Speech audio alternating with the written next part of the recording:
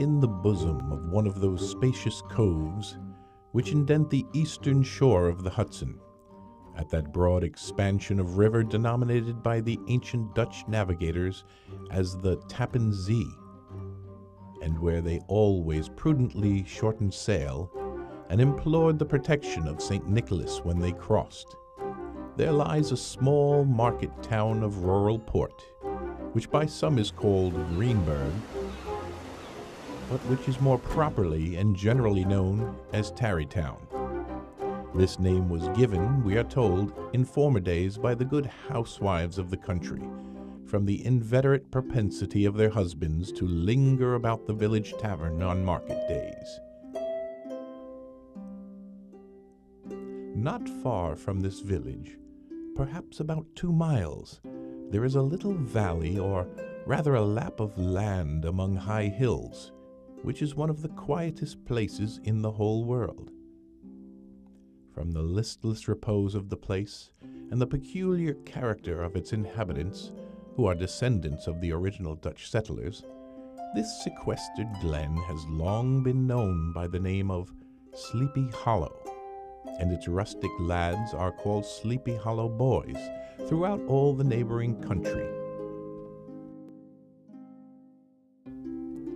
A drowsy, dreamy influence seems to hang over the land and to pervade the very atmosphere.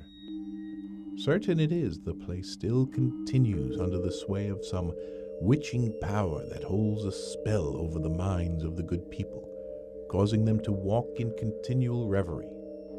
The whole neighborhood abounds with local tales, haunted spots, and twilight superstitions. Stars shoot and meteors glare oftener across the valley than in any other part of the country. The dominant spirit, however, that haunts this region and seems to be commander-in-chief of all the powers of the air is the apparition of a figure on horseback without a head. It is said by some to be the ghost of a Hessian trooper whose head had been carried away by a cannonball in some nameless battle during the Revolutionary War, and who is ever anon seen by the country folk hurrying along in the gloom of the night as if on the wings of the wind. His haunts are not confined to the valley, but at times extend to the adjacent roads, and especially to the church at no great distance. Indeed, certain of the most authentic historians of those parts allege that the body of the trooper, having been buried in the churchyard, the ghost rides forth to the scene of the battle in nightly quest of his head, and that the rushing speed with which he sometimes passes along the hollow like a midnight blast is owing to his being belated and in a hurry to get back to the churchyard before daybreak.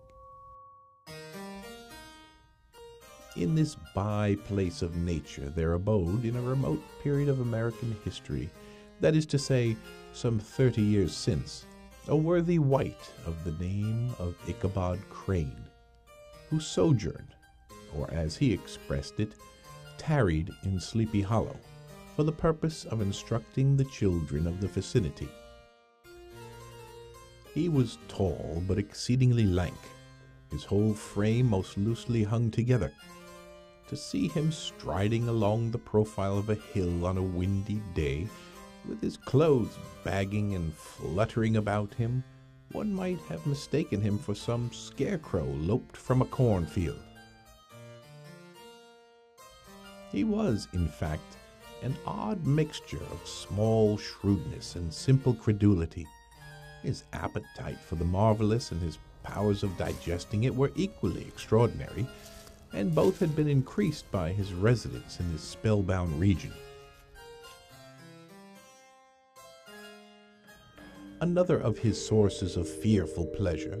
was to pass long evenings with the old Dutch wives and listen to their marvelous tales of ghosts and goblins and haunted fields and haunted brooks and haunted bridges and haunted houses, and particularly the Headless Horseman, or Galloping Hessian of the Hollow, as they sometimes called him.